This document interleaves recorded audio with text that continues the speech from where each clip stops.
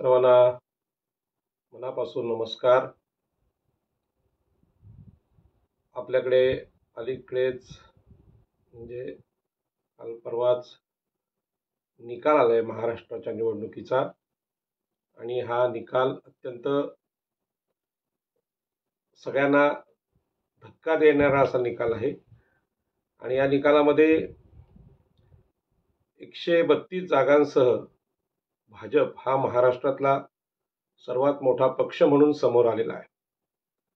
आणि या पक्षाच्या विजयाने सगळ्या महाराष्ट्रात चर्चा प्रतिचर्चा होत आहेत आणि जे विद्वान पत्रकार आहेत, चिंतक आहेत, ते आपापल्या पद्धतीने याची चर्चा करतायत. मी या मुंबई, ठाणे, रायगड, पालघर या भागातला छोटासा कार्यकर्ता, आगरी कोळ्यांच्या ओबीसींच्या नजरेतून हा विजय नक्की काय आहे याचं विश्लेषण करण्याचा मी प्रयत्न करणार आहे. निवडणुकीच्या अगोदर सुद्धा मी काही मुलाखती दिल्या होत्या, पण निवडणुकीचं जे काम सुरू झालं त्या काम सुरू झाल्यानंतर मात्र मी वर्षभर बोलत असतो आणि प्रत्यक्ष निवडणुकीच्या काळामध्ये जे तो विषय प्रत्यक्षात मतदान प्रक्रियेत येणारच असतो, मग अधिक बोलून त्याला काही फायदा नाही. कारण त्यावेळी राजकीय लोकांची, उमेदवारांची जी भाषणं असतात, पक्षप्रमुखांची भाषणं असतात, त्याला फार महत्त्व दिलेलं असतं. आणि म्हणून ही निवडणूक एक अभ्यास म्हणून आपल्याला बघायची आहे. आणि म्हणून 288 पैकी महायुती आहे, म्हणजे भाजप, एकनाथ शिंदेंची शिवसेना, अजितदादा पवारांची राष्ट्रवादी काँग्रेस यांना 235 जागा मिळालेल्या आपल्याला पाहायला मिळतात. अत्यंत कमी जागा विरोधी पक्षाला भेटलेल्या आहेत, म्हणजे उद्धवजी ठाकरे असतील, शरद पवार असतील, आणि आपल्याला माहीत आहे की काँग्रेस यांना अत्यंत कमी जागा आपल्याला भेटलेल्या आहेत. आणि विरोधी पक्षाचं अस्तित्व धोक्यात आणणारी ही निवडणूक आलेली आहे. आणि म्हणून आपल्याला या निवडणुकीचा अत्यंत सजगपणे ओबीसी म्हणून अभ्यास करायचा आहे. आगरी कोळी समाजाला आपण ओबीसी आहोत याची आठवण व्हावी म्हणून पहिल्यांदा मी नाव घेतलंय. ओबीसी समाजामध्ये खूप मोठ्या जातींचा समूह आहे, तरी सुद्धा मुंबई परिसरामध्ये नेतृत्व करणारे लोक आहेत, त्यांना हे लक्षात यावं म्हणून मी हे बोलतोय. आगरी समाजातल्या विजयी झालेल्या आणि पराभूत झालेल्या दोन्ही उमेदवारांचं मी अभिनंदन करतो, कारण लोकशाहीमध्ये निवडणूक लढणं हे महत्त्वाचं होतं. ज्या ज्या उमेदवारांनी हे निवडणूक लढले त्या सगळ्यांचं मी अभिनंदन करतो. आणि जे विजयी झालेले आहेत त्यामध्ये आमचे ज्येष्ठ नेते गणेशजी नाईक आहेत, मंदाताई म्हात्रे आहेत महिला उमेदवार, प्रशांत ठाकूर आहेत, हे विक्रमी म्हणजे मला वाटते चौथ्यांदा निवडून आलेले आहेत. आणि त्यांच्या वेगळ्या पक्षातून लढा देणारे तरुण उमेदवार सुद्धा आमच्या उरणचे प्रीतमदादा म्हात्रे असतील, अतुल म्हात्रे असतील पेणमधून, नंतर चित्रलेखा पाटील ताई असतील, हे तरुण उमेदवार ह्या निवडणुकीत उतरले होते. त्यांचा पराभव झालेला आहे, पण त्यांनी चांगला लढा दिलेला आहे. आणि ओबीसींचे असंख्य उमेदवार महाराष्ट्रात होते. या सगळ्यांची नावं इथे मी घेऊ शकत नाही, कारण कमी वेळात ह्या गोष्टी करायच्या असतात. आणि म्हणूनच ह्या निवडणुकीमध्ये ज्या योजनेची चर्चा आहे ती लाडकी बहीण योजना, ही योजना निवडणुकीपूर्व काळामध्ये खूप गाजली. आणि हे या निवडणुकीचं एक वैशिष्ट्य ठरलं, कारण महिलांच्या अधिकाराबाबत आपल्याला माहिती आहे, आपण नेहमी चळवळीत बोलत असतो, मी तर सातत्याने बोलत असतो की आगरी कोळी समाज हा मातृसत्ताक आहे, महिलांच्या हाती अधिकार देणार आहे. आणि महिलांकडे निवडणुकीमध्ये राजकीय पक्षांचं लक्ष जावं हा त्यामध्ये हेतू होता, कारण आपल्याकडे हजारो वर्ष महिलांना अधिकार नाकारण्याची मनुस्मृतीची परंपरा होती. सावित्रीबाई फुलेंनी त्यांना पहिल्यांदा शिक्षण दिलं. आणि अत्यंत म्हणजे हे जे निवडणुकीमधले चिंतक लोक आहेत, भाजपचे लोक आहेत, खरं म्हणजे आता भाजप म्हणजे आपला विरोधी पक्ष आहे असं जरी असलं तरी त्यांची जी मानसशास्त्रीय त्यांचा जो अभ्यास आहे त्याचा खरोखर कौतुक करायला पाहिजे, की खरोखर महिलांना अधिकार देण्याच्या गोष्टी मागच्या 70-72 वर्षात आपल्या महाराष्ट्रात देशात खूप झाल्या.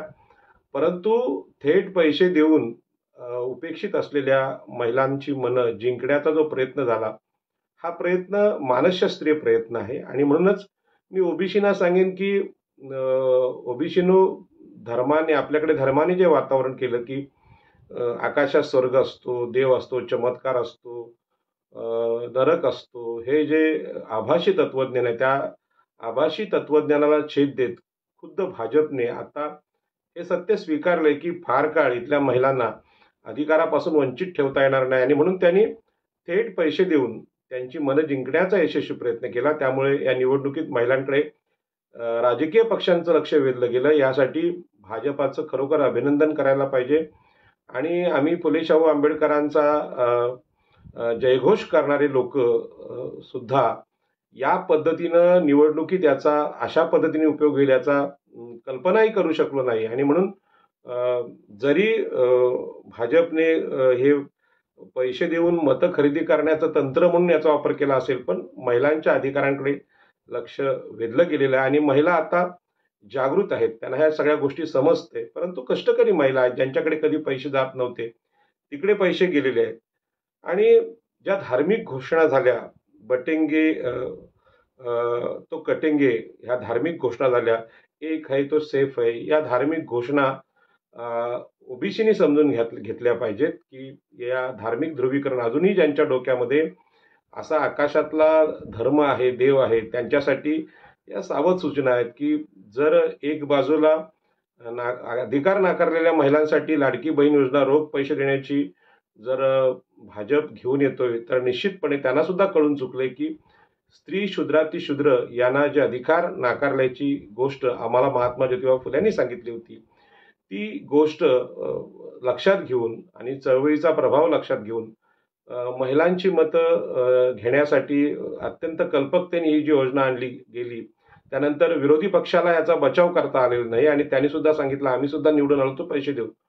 परंतु जे निरीक्षण या निवडणुकीत भाजपा च्या लोकांनी केलेलं आहे ते अत्यंत कौतुकास्पद आहे. आणि म्हणूनच बटेंगे तो कटेंगे ह्या घोषणेने लोकांच्या मनात भीती निर्माण करण्याचा सुद्धा प्रयत्न झाला. आणि ही भीती धार्मिक ध्रुवीकरणातून, मुस्लिमांपासून तुम्हाला धोका आहे, अशा प्रकारची भीती निर्माण करण्याचा प्रयत्न झाला. आणि म्हणून या सगळ्यांचं चिंतन स्वतः ओबीसी लोकांनी करणं ही काळाची गरज आहे आणि राजकारण समजून घेण्यासाठी ही चिंतनाची गरज आहे. लोकसभा निवडणुकीमध्ये जो फटका भारतीय जनता पार्टीला बसला, त्यानंतर खरं म्हणजे महाविकास आघाडीने सावध होण्याची गरज होती आणि ते सावध झाले नाहीत. आता आम्ही सगळे ओबीसी, म्हणजे मी व्यक्तिगत राजाराम पाटील, मी आगरी समाजातला आहे आणि मी ओबीसी आहे. माझं जे जीवन आहे त्यामध्ये एक नोकरी करणारा सामान्य शिक्षक असलेला मला 2005 सालापर्यंत मी नोकरी केली आणि डॉक्टर बाबासाहेब आंबेडकर मी जेव्हा वाचले तेव्हा मला राजकारणाचा अर्थ कळायला लागला. त्याच्यामुळे मी बाबासाहेबांना, म्हणजे संविधानकारांना, फुले शाहू आंबेडकरांना माझे राजकीय आदर्श मानतो. आणि म्हणूनच ह्या निवडणुकीमध्ये या पद्धतीने विश्लेषण करण्याचा माझा प्रयत्न आहे. आणि म्हणूनच मी आपल्याला सांगतो की ज्या पद्धतीने लोकशाहीची रचना आहे, त्यामधले राजकीय पक्ष आहेत किंवा आपल्या देशातल्या ज्या संस्था आहेत, म्हणजे लोकशाहीच्या आधारस्तंभ असलेल्या संस्था आहेत, त्यामध्ये जसं आपण विधानसभा, विधान परिषद आहे, लोकसभा, राज्यसभा आहे, याच पद्धतीने न्याय संस्था आहे आणि पोलीस, ईडी यासारख्या अनेक संस्था लोकशाहीच्या आधारस्तंभ आहेत, पत्रकारिता आहे. आणि या आपल्याला स्वातंत्र्यानंतर निर्माण कराव्या लागल्या. परंतु भारतीय जनता पार्टीनं ज्या पद्धतीनं शिवसेना आणि राष्ट्रवादी हे दोन पक्ष तोडले आणि त्याचा जो निर्णय आहे तो निर्णय न्यायालयाच्या मार्फत ज्या पद्धतीने आला, तर तो लोकशाहीला धोका होता. आणि या निर्णयाला विरोध त्या राजकीय पक्षाच्या कार्यकर्त्यांनी करणं गरजेचं होतं. सामान्य जो माणूस आहे, ओबीसी, एससी, एसटी आणि स्त्रिया या हजारो वर्ष गुलामीत राहिल्यामुळे त्यांना तशा प्रतिक्रिया देणं जमत नाही. आणि म्हणूनच शिकेपींचा पक्ष जो शिवसेना आहे, म्हणजे बाळासाहेब ठाकरे, उद्धव ठाकरेंचा पक्ष तोडला गेला. राष्ट्रवादी काँग्रेस म्हणजे शरद पवारांचा पक्ष, हे सत्ताधारी लोक आहेत. म्हणजे मराठा म्हणजे क्षत्रिय आणि आपल्याला माहित आहे उद्धवजी ठाकरे CKP छत्रपती शिवाजी महाराजांच्या काळापासून हे सत्तेत असलेले सत्ताकारण जाणणारे लोक आणि त्यांना त्यांचे जेव्हा पक्ष तोडले त्यावेळी त्यांनी त्याविषयी आक्रोश करणं गरजेचं होतं. तो न केल्यामुळे म्हणजे लोकशाहीमध्ये फार आक्रमकपणे हुकुमशाही पद्धतीने चाललेल्या भाजपाचा अंदाज त्यांना त्यावेळीच यायला पावता. आता महाराष्ट्राच्या निवडणुकीमध्ये विरोधी पक्ष म्हणून अस्तित्वच संपवलेल्या या लोकांना हे शहाणपण यावं असं एक शूद्र ओबीसी म्हणून मला वाटतं. आणि ओबीसीनी या सगळ्या गोष्टींकडे अत्यंत काळजीपूर्वक पाहायला पाहिजे. आणि म्हणूनच मी हे विश्लेषण करताना ओबीसी आम्ही सगळे शूद्र आहोत, आम्हाला हजारो हजारो वर्ष या देशातल्या मनुस्मृतीने आणि धर्माने अधिकार नाकारले होते. हे जसे अधिकार राजकीय सत्तेचे नाकारले होते, धर्मसत्तेचे नाकारले होते, अर्थसत्तेचे नाकारले होते आणि सेवा करणं, गुलामी करणं ब्राह्मण क्षत्रिय वैश्य यांची एवढीच कामं आमच्याकडे होती. आणि म्हणूनच स्वातंत्र्यानंतर ज्या सत्ता आपल्या देशामध्ये आहेत त्या वेगळ्या सत्ता नाहीत.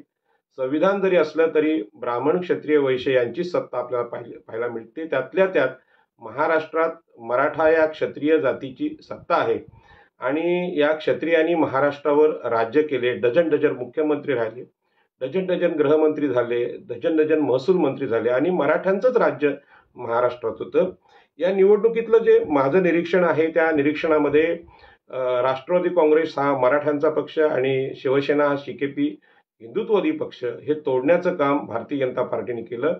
परंतु प्रामुख्याने महाराष्ट्रातली मराठा सत्ता संपवण्याचं हे राजकारण होतं. आणि मी या गोष्टीकडे अत्यंत तटस्थपणे बघतोय की बाबा ह्यामध्ये मागासवर्गीय ओबीसी SC ST यांचं जे निरीक्षण आहे हे अत्यंत तटस्थ आहे. आणि तटस्थपणे मी सांगतोय की या राजकारणात मराठा सत्ता महाराष्ट्रातली संपवण्याचा प्रयत्न ब्राह्मण आणि वैश्य लोकांनी केला. आणि आपल्याला माहित आहे इथे आता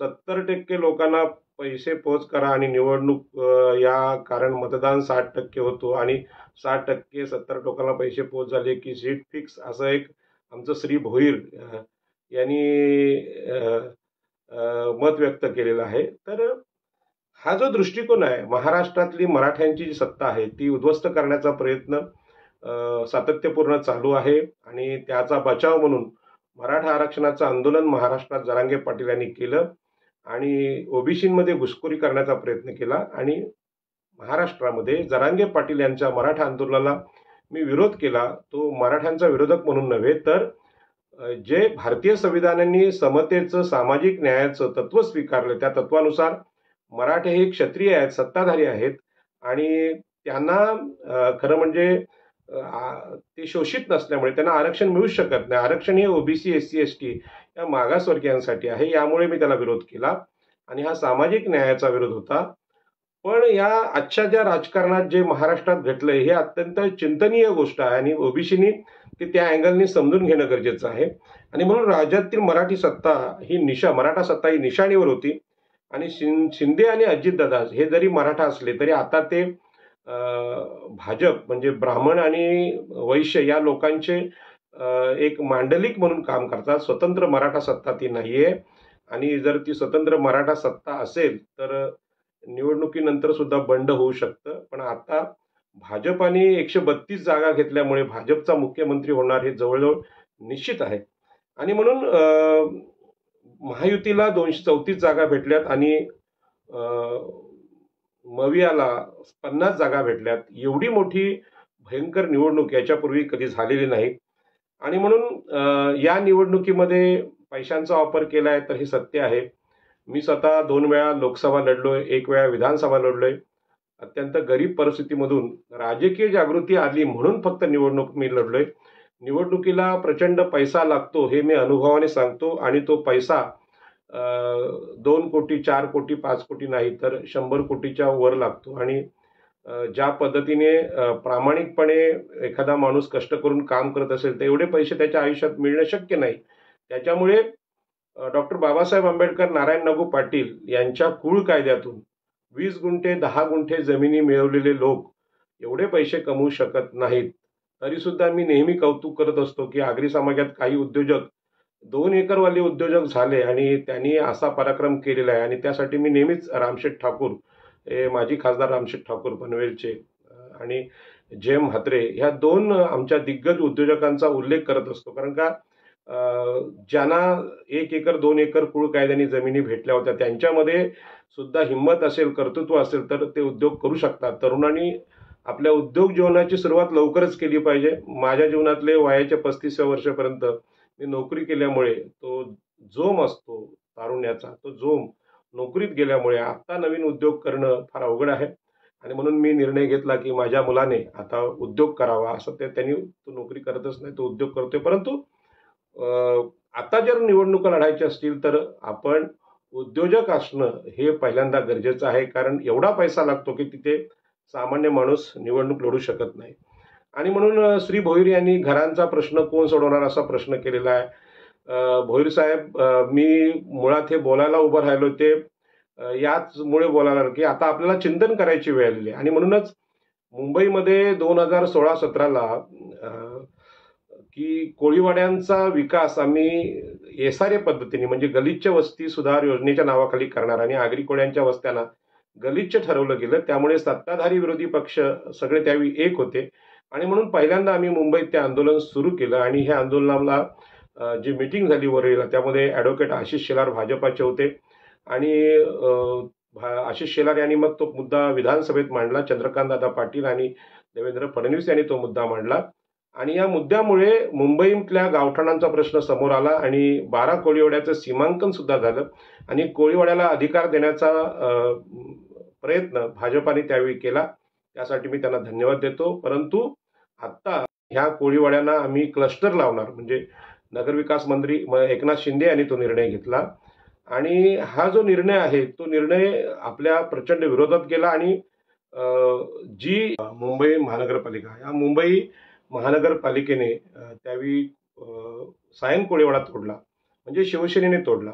त्यानंतर जसं दिबा पाटलांच्या नामकरण आंदोलनाबाबतीत घडली गोष्ट की दिबा पाटील नामकरण आंदोलन सुरू झालं आणि त्या आंदोलनामध्ये भाजपच्या लोकांनी मोठा सहभाग घेतला. आणि ते आंदोलन, दिबा पाटील हे आपल्याला माहिती आहे की फुले शाहू आंबेडकरी विचारांचे लोक असून सुद्धा रामशेठ ठाकूर, आमचे आगरी समाजाचे दशरथदादा पाटील, दशरथ भगत, अतुल पाटील, दिबा पाटलांचे चिरंजीव, या सगळ्यांनी ते आंदोलन मोठं केलं.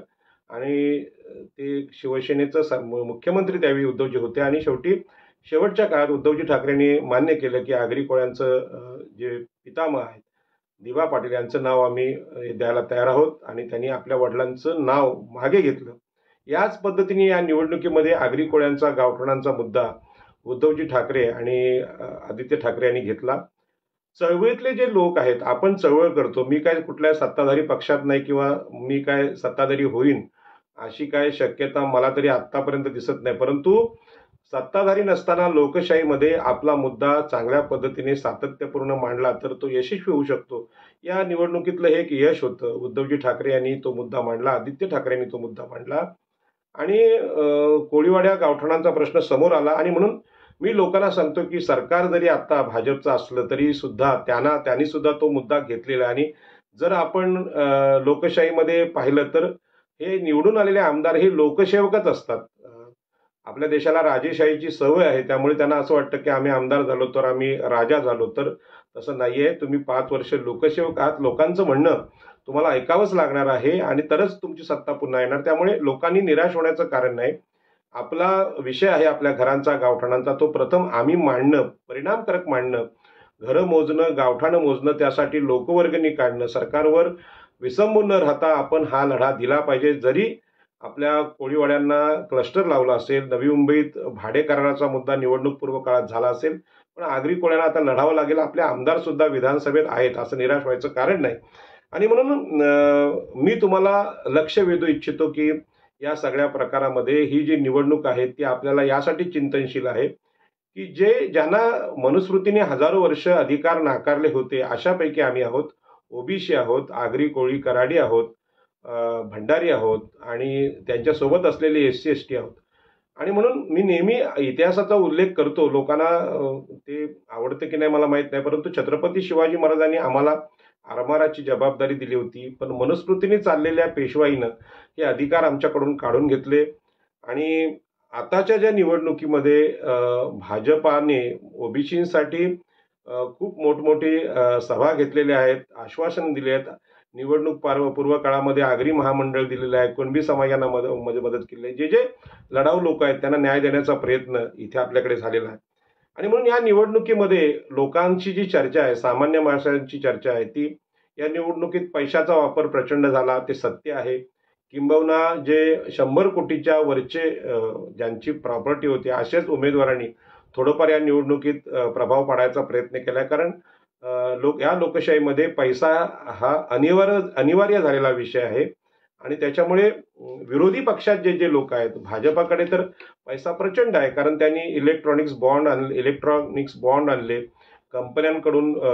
आता ज्या पद्धतीने पैसा जमा केला तसा पैसा शरद पवार आणि उद्धवजी ठाकरे असतील, काँग्रेस यांना जमवता आला नाही आणि हा प्रचंड पैसा या निवडणुकीत वापरला गेला.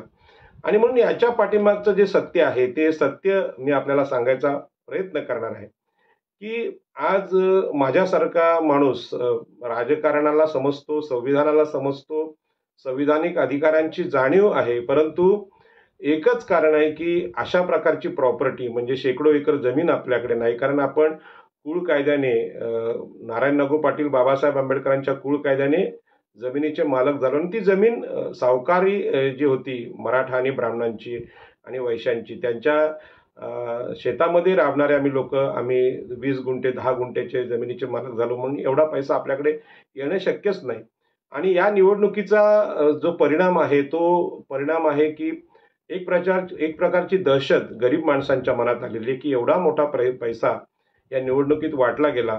प्रति माणशी 2-2 हजार रुपये कॉमन हा जो विषय आहे तो वाटला गेला. कुणी 1500, कोणी 1000, पण प्रत्येक उमेदवाराने आपापल्या पद्धतीने पैसे वाटले हे वास्तव आहे. आणि म्हणून हा जो पैसा आहे हा पैशामध्ये वाटण्यामध्ये भाजप हा एक नंबरला होता. आणि त्यामुळे त्यांचा जो फायनान्सर आहे त्या फायनान्सरचा उल्लेख, ज्याची दखल जगाने घेतलेली आहे, त्याचा करणं गरजेचं आहे. आणि म्हणूनच आपल्याला पुन्हा एकदा मी आठवण करून देतो, खास करून ओबीसीना, की आपल्या देशामध्ये ब्राह्मण, क्षत्रिय, वैश्य हे 15% लोक पूर्वी राज्यकर्ते होते.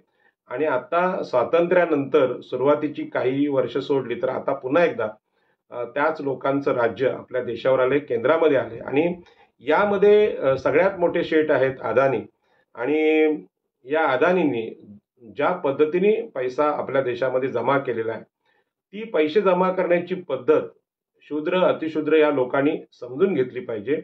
आणि ही जी पद्धत आहे ती पद्धत अशी आहे की सौर ऊर्जाचे जे कॉन्ट्रॅक्ट आहेत ते देशातले मिळवण्यासाठी त्यांनी आपल्या राज्यातल्या म्हणजे देशातल्या अधिकाऱ्यांना, प्रशासकीय अधिकाऱ्यांना फार मोठी लाच दिलेली आहे.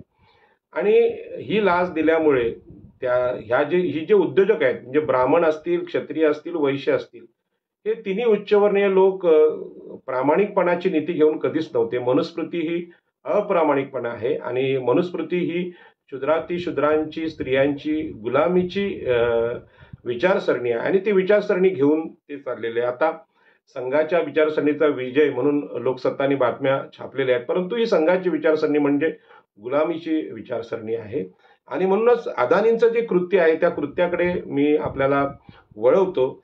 अदानीला अमेरिकेच्या SEAचे समन्स आलेले आहेत आणि भारतातील काही राज्यामध्ये सौर ऊर्जेचे कंत्राटे मिळण्यासाठी $265 दशलक्ष म्हणजे 2200 कोटी रुपये लाच दिल्या प्रकरणी अदानी यांच्यावर आरोप केलेले आहेत. आणि अमेरिकेतील गुंतवणूकदारांचे पैसे त्यांनी यासाठी वापरले आणि म्हणून अमेरिका यामध्ये पडली.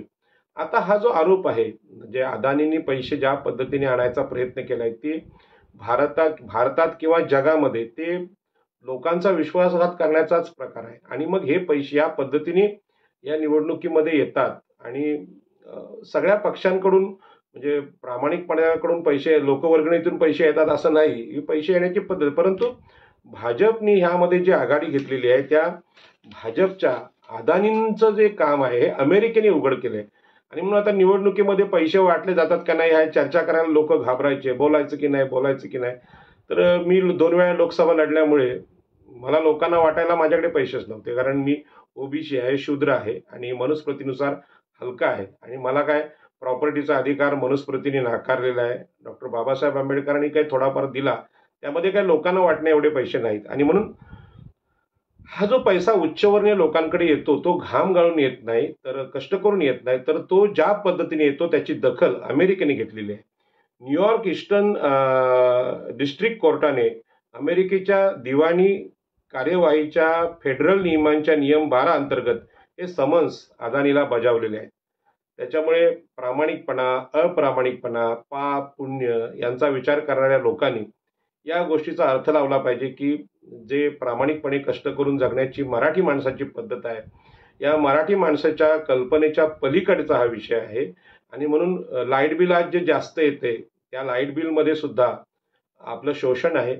कांद्याच्या भावामध्ये, लसणाच्या भावामध्ये आपलं शोषण आहे, तेलांच्या भावामध्ये आपलं शोषण आहे.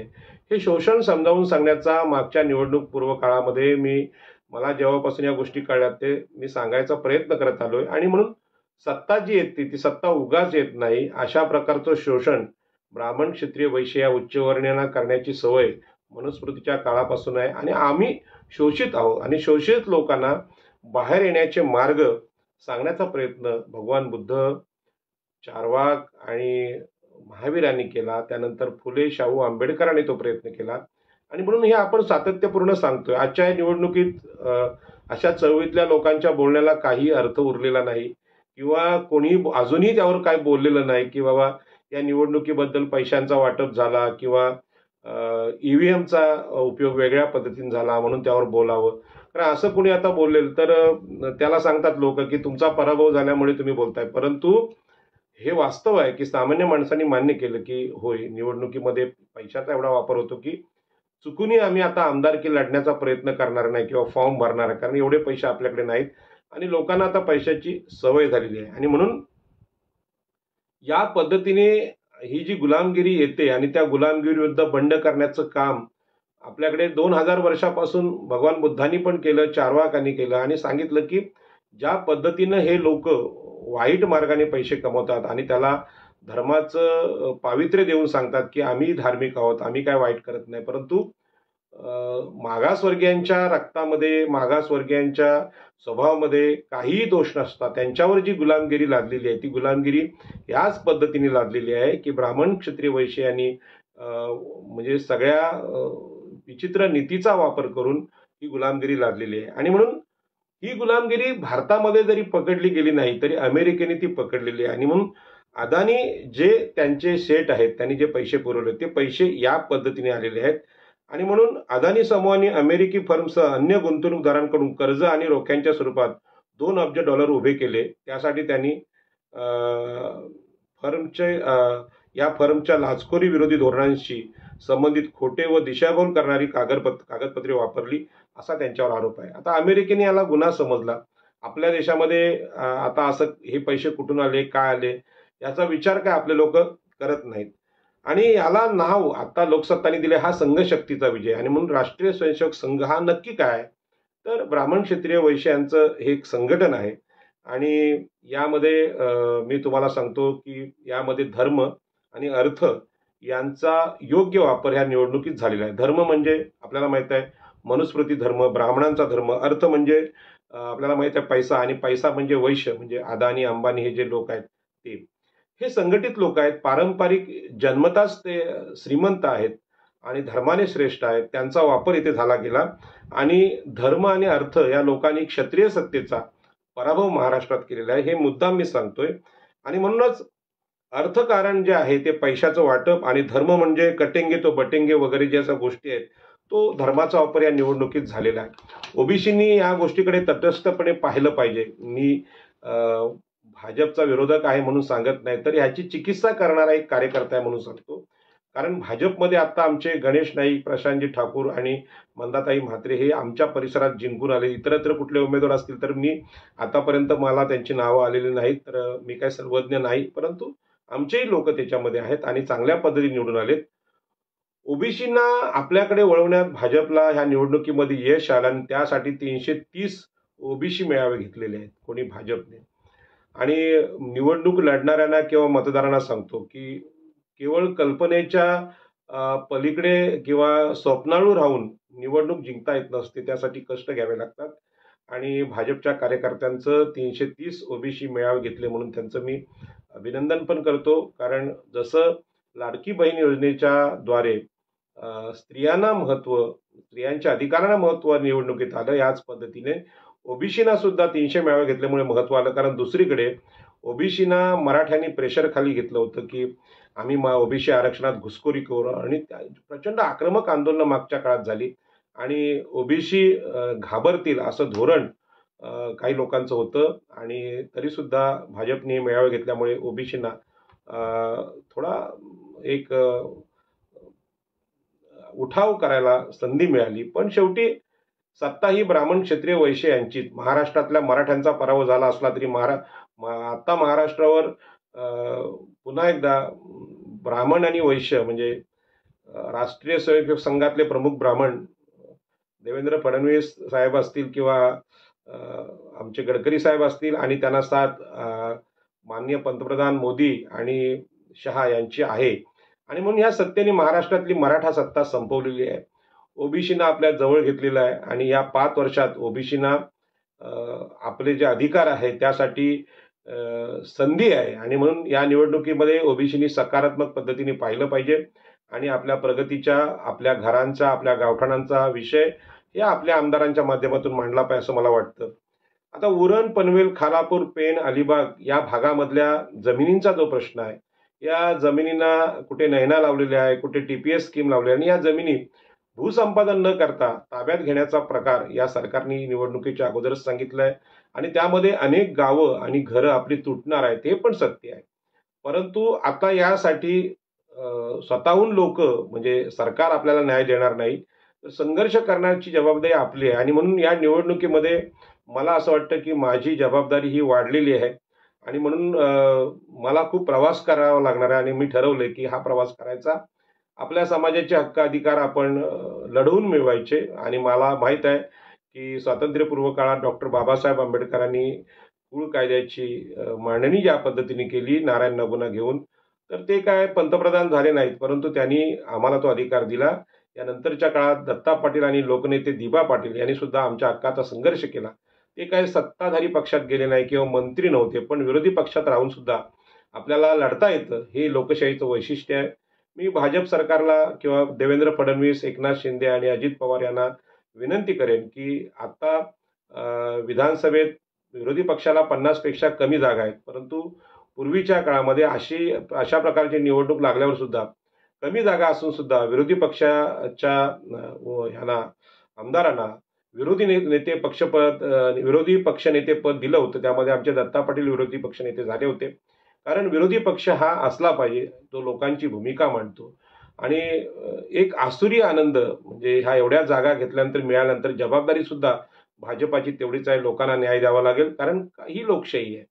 आणि म्हणूनच आपल्या लोकांनी जागृत व्हावं, लोकवर्गणी काढावी, गावं मोजावी, घरं मोजावी आणि आपला जो अधिकार आहे घरांचा, आपलं अस्तित्व आहे आपल्या समाजाचं, ते टिकवावं. यासाठी आपल्यावर फार मोठी जबाबदारी आहे. मी आपल्या सोबत आहे.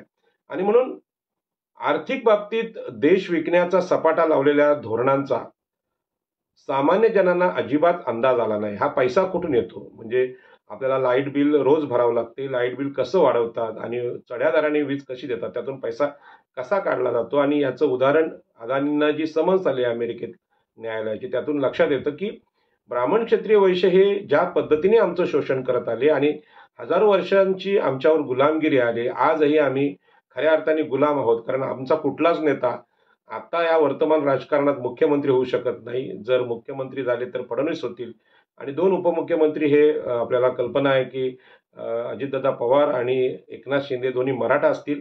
म्हणजेच मराठा आणि ब्राह्मणांची सत्ता आता सुद्धा राहणार. आणि कदाचित ज्या पद्धतीने अदानींनी याला फायनान्स केलाय, त्यामुळे लोढा वगैरे मंत्री होण्याची शक्यता नाकारता येत नाही. आणि म्हणून ओबीसी, एससी, एसटी याने आता निवडणुका लढणं केवळ अशक्य झालेलं आहे. आणि याच मुद्द्यावर मी ओबीसीना जागं करणार आहे की आपली जी व्यक्तिगत जीवनातली नीती आहे, ती नीती आपल्याला बदलावी लागणार आहे. ज्या आक्रमक पद्धतीनं आपल्याकडे शोषण आपलं होतंय, छोट्या-छोट्या गोष्टीतून होतंय आणि कल्पकतेने होतंय. या शोषणाचा विचार करून आपल्याला आपली शोषिक नीती म्हणजे आपण सहन करतो, अन्याय सहन करतो, बंड करत नाही, याच्याविषयी निर्णय घ्यायची वेळ आलेली आहे. आणि देशावर लादलेली ही आधुनिक गुलामगिरी आहे असं मी स्पष्टपणे सांगतोय, की यामध्ये लपवण्याची काही गोष्ट नाही. आणि ज्या पद्धतीनं आज महाराष्ट्रामध्ये विरोधी पक्ष संपलेला आहे आणि भाजपची सत्ता आलेली आहे, या सत्तेमध्ये आता सगळ्यांना माहीत झालेलं आहे, की ज्या पद्धतीने काठावर आमदार जिंकून आलेले आहेत, त्या आमदारांनी शेवटच्या क्षणी ईव्हीएमचा वापर केलेला आहे, याचा काही कोणाला शंका राहिली नाही. पण एक लक्षात घ्या, की भारतीय राजकारण हे नीतिमान कधीच नव्हतं. ती मनुस्मृतीच्या नीतीने चालत होतं आणि मनुस्मृती नीतीनं सत्ता घेण्यासाठी प्रामाणिक राहावं असं कुठंच म्हटलेलं नाही. आपल्या लोकांचा भोळा-भाबडा स्वभाव होता ओबीसींचा. त्यांना असं वाटत होतं, की बाबा हे प्रामाणिकपणे लोकं राजकारण करतात. त्यामुळे ईव्हीएमचा वापर केला का, पैशाचा वापर केला गेला का, आत्ता याला महत्त्व राहिलेलं नाही. सत्ता ज्यांची आहे त्यांची सत्ता आहे आणि या देशामध्ये ब्राह्मण विरुद्ध क्षत्रिय, ब्राह्मण क्षत्रिय विरुद्ध वैश्य, वैश्य विरुद्ध ब्राह्मण असा संघर्ष कायम झाला. परंतु या सत्तेच्या मैदानात ओबीसींना, एससी-एसटीला कधीही स्वीकारलं गेलं नाही आणि म्हणून भारतीय संविधानामध्ये 85% स्त्री शूद्रांच्या सत्तेचा, सामाजिक न्यायाचा आग्रह आहे आणि त्यासाठी आपल्याला लढायचं आहे. आणि म्हणून या लढाईमध्ये नवी मुंबईच्या जमिनी असतील, पनवेल उरणच्या जमिनी असतील, रायगडच्या जमिनी असतील, या संदर्भात मी प्रत्यक्ष भेटून आत्ता विरोधी पक्षातून हारलेले उमेदवार असतील किंवा आता जिंकलेले उमेदवार यांना नम्रपणे मी भेटलेलो आहे. कारण का शेवटी लोकशाहीमध्ये आपले निवडून आलेलं सरकार हे आपलंच सरकार असतं. ते काय आपल्या शत्रूंचं सरकार नाही आणि म्हणून त्यांनी या सगळ्या राजकारणामध्ये सरकारी जागा असतील, मिठागरांच्या जागा विकल्या, तर आता थांबवण्याची क्षमता आपल्याकडे राहिलेली नाही. आणि याचा वापर मुंबईतल्या जमिनी विकण्याने, मुंबईच्या जमिनी विकूनच पैसा उभा करण्याचं हे जे तंत्र आहे अदानीचं, या तंत्राला विरोध करायचा असेल तर प्रथम आपली गावं वाचली पाहिजे. कारण भीती अशी आहे, की आपल्या गावठाणा क्लस्टर लावलेला आहे किंवा नवी मुंबईच्या जमिनी भाड्याने देण्याचा शिडकोने प्रयत्न केला आहे नगर विकास विभागानं.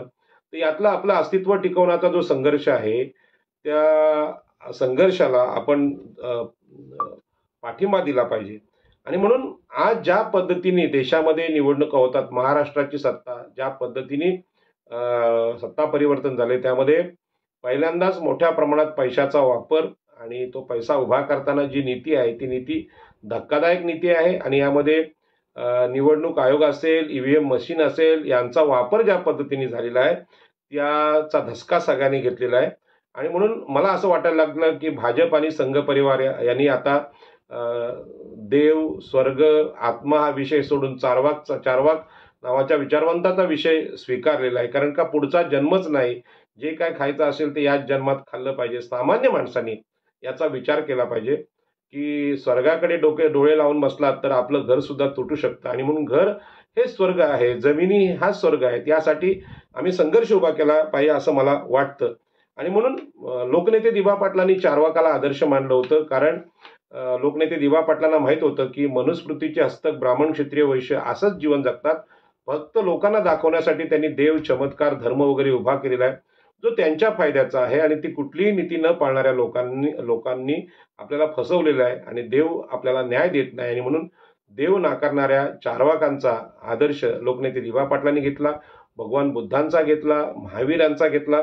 या पद्धतीने मी चळवळ सांगण्याचा प्रयत्न नेहमी करत आलो. पण या निवडणुकीचा प्रभाव जो आहे, तो प्रभाव माझ्यावर खूप पडलेला आहे आणि एक मानसिक दबाव आला आणि शांतपणे चिंतन करून मी आज त्या विषयावर बोलायला घेतलेले आहे. म्हणून आम्हाला ज्या आंदोलनातून जमीन मालकी भेटलेली आहे, ती बाबासाहेब आंबेडकर आणि नारायण नागू पाटील यांच्या आंदोलनातून भेटली. ती काही डॉक्टर हेडगेवार किंवा गोळवळकर गुरुजी यांच्याकडून भेटलेली नाही किंवा राष्ट्रीय संयोजक संघाने या ओबीसी लोकांना कुळ कायद्याद्वारे जमिनी मिळतात, त्या मिळण्यासाठी कधी ठराव घेतलेला नाही. किंबहुना कुळ कायदा रद्द करण्याची प्रक्रिया आता होऊ शकते. कारण का या देशामध्ये पैसा जर उभा करायचा असेल तर मागासवर्गीयांच्या शोषणातूनच उभा करतो. हे तत्वज्ञान मनुस्मृतीचं आहे, संघ परिवाराचं. आणि म्हणूनच याच जन्मात सगळं मिळालं पाहिजे ह्यातून ही निवडणूक झालेली आहे. आणि म्हणून ईव्हीएम असेल, निवडणूक आयोग असेल, याचा कौशल्यपूर्ण वापर इथे झालेला आहे. आणि कौशल्यपूर्ण वापरालाच शेवटी सामान्य माणसाच्या भाषेत चोरी हे नाव आहे. त्याच्यामुळे अत्यंत क्रूरपणे ही निवडणूक झालेली आहे आणि ही निवडणूक शरद पवार जे स्वतःला अ, जाणता राजा चाणक्य वगैरे म्हणायचे, या मराठा नेत्याचा फार मोठा पराभव महाराष्ट्रात झालेला आहे आणि ब्राह्मण क्षत्रिय वैश्य यांनी महाराष्ट्रातल्या मराठ्यांना दाखवून दिलं सत्तेच्या संघर्षात ते क्षत्रियांचा पराभव कसा करतात. आणि ओबीसी एससी एसटी हे फक्त पूर्वीपासून प्रेक्षक राहिलेत की आम्हाला या सत्तेच्या मार्गामध्ये कोणी येऊ दिलं नाही. डॉक्टर बाबासाहेब आंबेडकरांनी मात्र संविधान लिहून आमच्यावर जे उपकार केलेले आहेत ते उपकार इतके मोठे आहेत की ओबीसीनी कधीही विसरू नयेत. कारण आज जे मी काय बोलतोय हे बोलण्याचं धाडस किंवा बोलण्याचा अधिकार डॉक्टर बाबासाहेब आंबेडकरांच्या संविधानाने दिलाय आणि मी असं बोलू नये असं भाजपच्या लोकांना वाटत असणार आणि अनेक लोकांच्या मनात ही दहशत अशी निर्माण केली की असं कोणी बोलू नये, याचं विश्लेषण करू नये. पण आता याच्यावर रोज आपल्याला बोलावं लागणार आहे आणि म्हणून आधुनिक मनुस्मृती काय असते या निवडणुकीत आपल्याला पाहायला मिळालं. सत्तेचा संघर्ष नेहमीच ब्राह्मण क्षत्रिय वैश्य यांच्यामध्ये होत राहिला. या सत्तेमध्ये आम्ही कधीच वाटेकरी होऊ शकलो नाही. आताच्या निवडणुकीमध्ये, पुढल्या येणाऱ्या निवडणुकीमध्ये, या निवडणुकीत एवढा पैसा वाटलेला आहे आणि एवढी लुटमार 5 वर्षात होईल की ओबीसी एससी एसटी या निवडणुकीमध्ये फॉर्म भरतील किंवा मागासवर्गीयांचे जे पक्ष आहेत, वंचित बहुजन आघाडी असेल, बहुजन समाज पार्टी असेल, डावे पक्ष असतील, यांनी निवडणूक लढण्याचं धाडस पुन्हा करू नये अशा प्रकारचं वातावरण या निवडणुकीत निर्माण झालेलं आहे. आणि म्हणून याच्यावर जागृती आपल्याला करावी लागेल, आपली अर्थनीती बदलावी लागेल, आपल्याकडे पैसा कसा येईल, उद्योग कसा उभा करता येईल आणि या सगळ्या दहशतवादापासून हुकुमशाहीमध्ये स्वतःला कसं वाचवायचं हा मोठा यक्ष प्रश्न आहे. आणि म्हणून सामान्य लोकांच्या जगण्याचा अंदाज या निवडणुकीमध्ये पूर्ण बदलून जाणार आहे. जगण्याचं तत्वज्ञान सुद्धा बदलणार आहे. मराठी माणसाला आपला स्वभाव बदलावा लागणार आहे. कारण की ज्या पद्धतीनं ब्राह्मण क्षत्रिय वैश्य यांच्यापैकी वैश्यांनी पैशाचा वापर देशाच्या निवडणुकीत, केंद्र शासनाच्या निवडणुकीत आणि महाराष्ट्राच्या निवडणुकीमध्ये केलेला आहे, ते डोळे दिपवणारा असा पैसा आहे. आणि हा पैसा त्यांच्याकडे घाम गाळून कष्ट करून आलेला नाही, तर मुंबईच्या ठाणे रायगडच्या जमिनी विकून हा पैसा आलेला आहे किंवा येणार आहे. कारण बिल्डरांनी अगोदरच त्यांना टोकन दिलेलं आहे आणि आणि म्हणून आपल्याला सावध राहायचं आहे की मुंबईत आपण राहणार की नाही हा मोठा प्रश्न आहे आणि हा संघर्ष आपल्यासमोर वाढून ठेवलेला आहे. मोडेन पण वाकणार नाही हा जो मराठी माणसाचा बाणा होता, तो बाणा मराठ्यांचा असेल, ओबीसी एससी एसटी हे कायम विनम्र होते, त्यांना एवढं वाकवलेलं आहे, त्यांचं एवढं शोषण केलेलं आहे, धर्माने एवढं शोषण केलेलं आहे आणि धर्मातल्या ब्राह्मण क्षत्रिय वैश्यांनी केलेलं आहे की त्यांनी असं कधी शब्द वापरलेले नाहीत. आणि म्हणून आज जे सगळीकडे चर्चा आहे की ओबीसीनी भाजपला पाठिंबा दिला, तर ओबीसी हे त्यांच्याकडे आडवं जाण्यासारखं सत्ता संपत्ती जागाच नसतील तर ते काय करतील, शुद्रातिशूद्र काय करतील हा मोठा प्रश्न आहे. तरी सुद्धा संविधानाने जे आम्हाला अधिकार दिलेत ते अधिकार इतके मोठे आहेत. खास करून आदिवासी आणि एससी समूह आहे यांना अॅट्रॉसिटी सारख्या कायद्याचं सुरक्षा दिलेली आहे. पण हे कायदे पोलीस स्टेशनमध्ये पुढे जाऊच नयेत. अशी जर पोलीस स्टेशन असतील, न्यायालय असतील तर मोठा प्रश्न आहे. आणि म्हणून आपल्याला ह्या सगळे जे मोडेन पण वाकणार नाही वगैरे वगैरे गोष्टी आता सोडून द्याव्या लागणार आहेत. आपल्याला ह्या जगात टिकायचं असेल, महाराष्ट्रात देशात टिकायचं असेल तर मध्यम मार्गाने जावं लागेल, भगवान बुद्धांच्या मार्गाने जावं लागेल.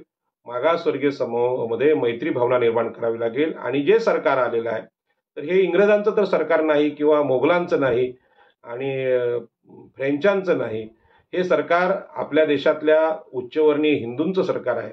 आणि हिंदूंच्या सरकारामध्ये कसं वागायचं हे डॉक्टर बाबासाहेब आंबेडकरांनी आपल्याला सांगितलेलं आहे.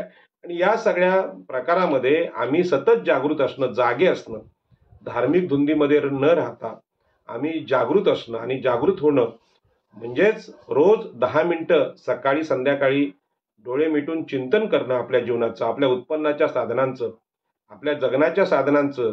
आपल्याला जगण्यासाठी जो संघर्ष करायचा आहे त्यासाठी जागृत राहून आपल्याला हे काम करावं लागेल.